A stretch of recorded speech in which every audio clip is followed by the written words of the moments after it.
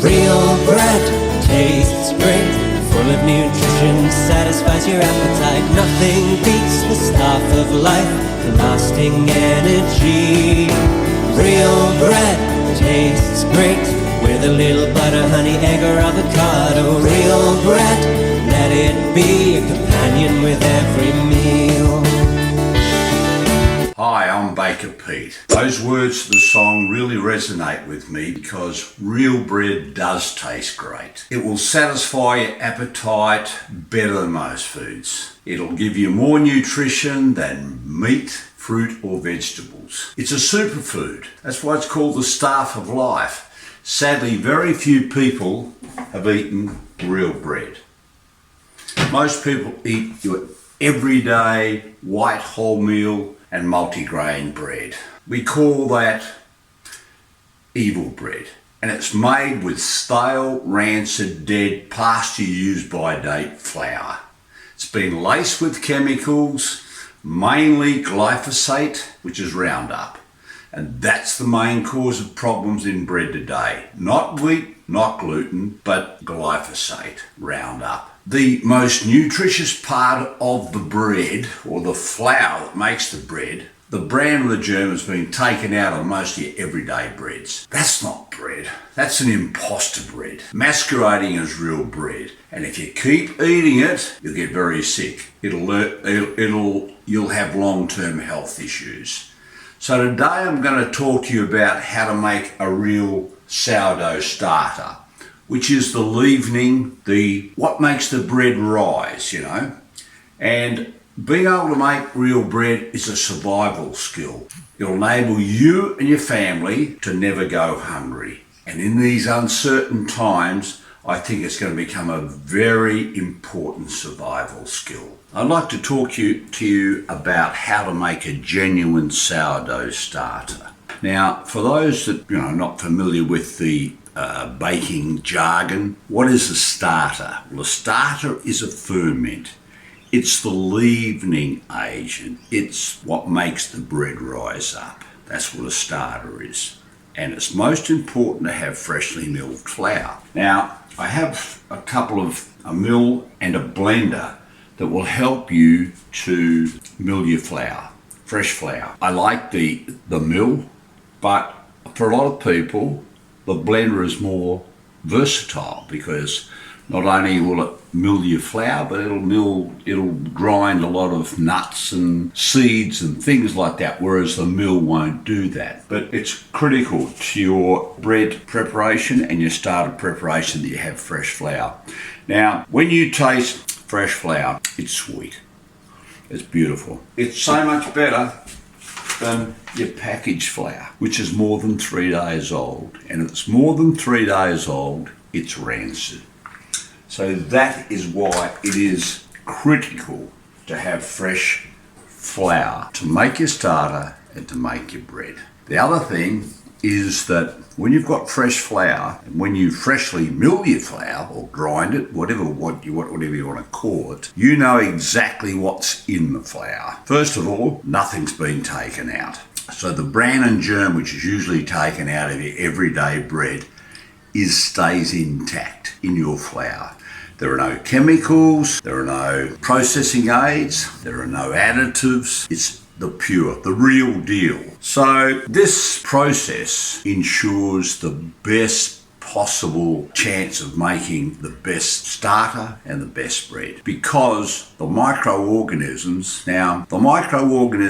are the airborne bacteria, the good bacteria that will come in and penetrate your starter, which is flour and water. And that process becomes a ferment and will help your bread rise. So the fresher the flour, the better the starter, the better the bread, because the microorganisms have got something substantive to feed on. And so what you will end up with is a very superior and strong starter, which will enable your bread to rise at a faster rate, give you a fluffier, less dense loaf of bread. So that's all about our flour and then we'll go on and tell you how to make the actual starter. All the information on how to make the starter and the bread are in my bread book, along with the other 8 lost secrets on how to make real bread, like the importance of bran and the germ, the most nutritious part of the flour, well, that needs to stay in the bread or the flour, why we need to use organic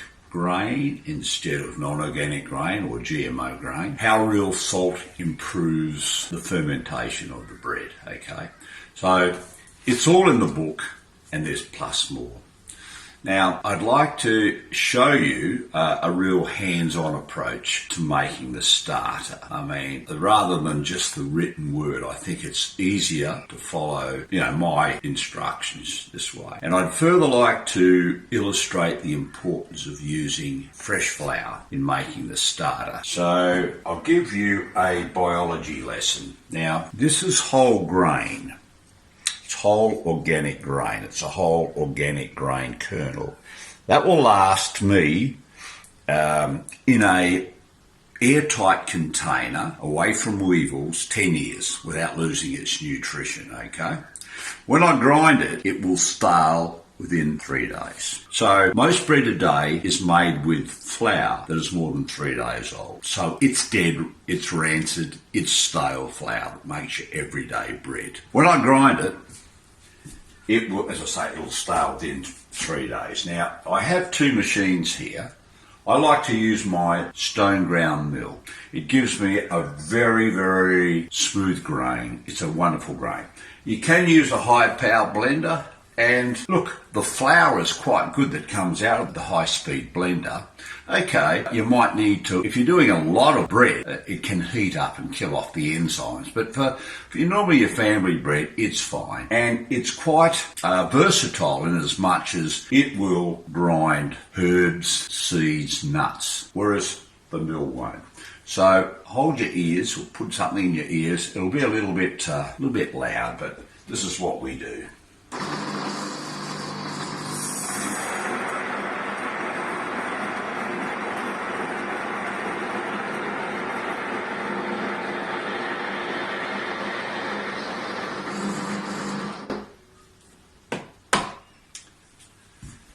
Now, that's your freshly ground flour.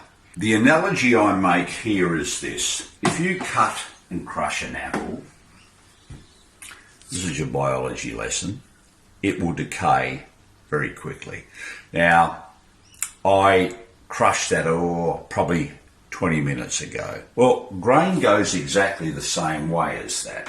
When you cut, crush or roll it, it will decay. Now, it won't blacken like the apple, but it will decay. Now, you would need a rotten apple, would you? But you are eating the equivalent with everyday white, wholemeal or multigrain bread. It's stale, it's dead, okay? So, freshly milled flour, it's got a lovely aroma, a sweet aroma. It tastes sweet. The starter and the bread will also taste sweet. If you have stale flour, it will make the bread taste excessively sour. So if you've got a sour loaf of bread, you know that it's been made with stale or rancid. That's what if you look back through history, you'll see how every village in medieval England had their own miller who would either grind the grain to make the bread or to give it to the villagers. So they always had fresh flour to make their bread, and you can do also. Today I want to show you how to make a real genuine sourdough starter, and these are the tools that we need to make the starter with. Plastic bowl, don't need a big one because we're only going to use a cup of flour. We've got a paddle or a wooden spoon. Got a cup of freshly ground flour from our mill, a cup of water, and we need a couple of jars. Doesn't matter what size. That's about a litre jar. That's a bit bigger, and we need like a cotton cloth and a rubber band. We can also use This is like a liner for drawers if you haven't got a cotton cloth, but that'll give you a bit of an idea of what we can do. Okay, this is very simple, so simple. People complicate it. So all we need to do is this. We get a cup of our flour. A cup of flour goes into the bowl. We've got a cup of water just there. You won't need to use all the water. You want to make it not too sloppy, but sloppy enough. So I'm going to go in that fast. Okay, let's do it. And just mix it up. That's the consistency of it. You know, a little bit sloppy, but not too sloppy.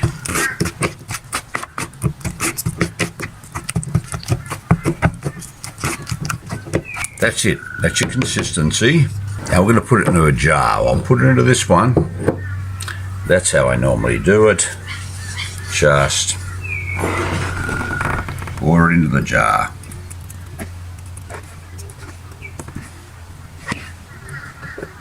Okay, so you've got it in the jar.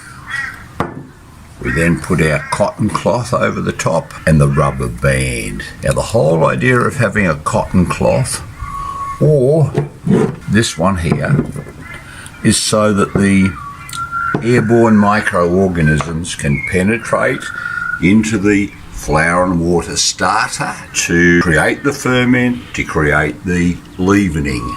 The leavening is what makes the bread rise. So this is so important.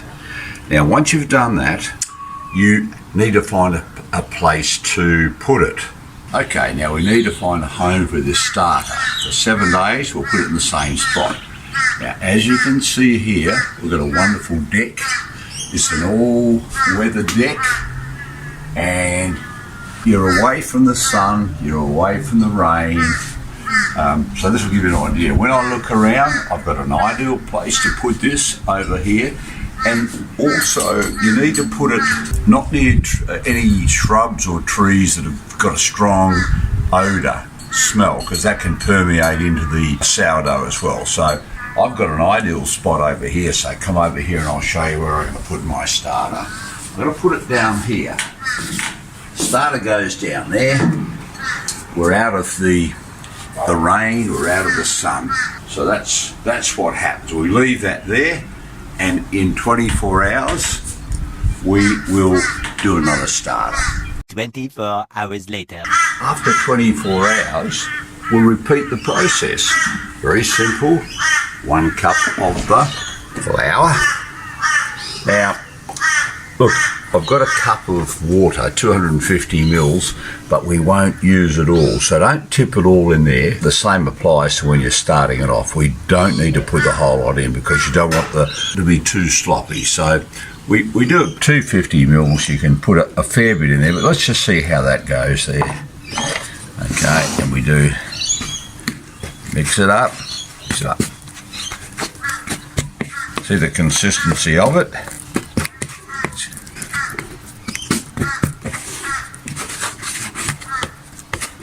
Make it fairly sloppy, but not too sloppy. Okay, now what we do is the starter that we originated with, which has been out for 24 hours, we just take a proportion of that. Now you don't have to use the whole lot. So, because if you do it over 7 days, you might have too much of the starter. So you can get sort of a good half of it. You got your starter in there. You mix it up, and you'll do. Okay, mix it all up,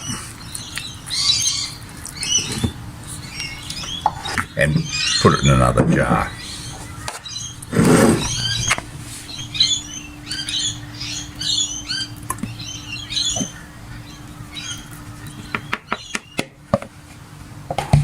Put your cotton over the top with your rubber band and put it back in the same spot you had it before. Now you will repeat this process for 7 days. Make sure you do it within the 24 hours. You'll do it for 7 days. And after the 7 days, you're going to have something like this. Now this is the 7th day of my starter. you're going to start getting a few bubbles that'll appear. That's important because you know that it's ready to go. Once it's at that stage, so that's on the 7th day, we're going to cap it, put a cap on it, and put it in the fridge. Okay, so that's the 2nd day mix, and notice I've left a little bit of the starter from the previous day in the jar. You'll find that will be the case every day. You don't have to use all the starter, maybe half of the content of the starter that you left overnight to put it in the new mix. After 7 days, your starter's going to look a little bit like that with the bubbles. See the bubbles? You'll know it's ready to rock and roll. So we take the cotton or the plastic off and we cap it. Put a cap on it. Always remember. So there's your wild fermented starter. This is your mother. It's your most important part of your sourdough bread because without that, it's not going to rise the bread. So what you do is you put it in the fridge.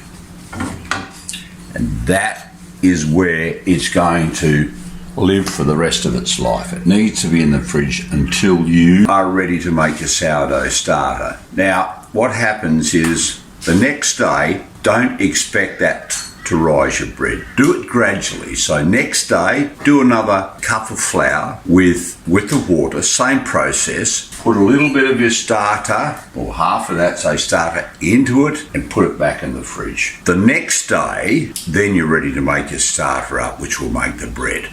And I'll go into more detail when I show you how to make real bread. But that's how you make your real, genuine sourdough starter. There's no imposter there, you've got the real deal.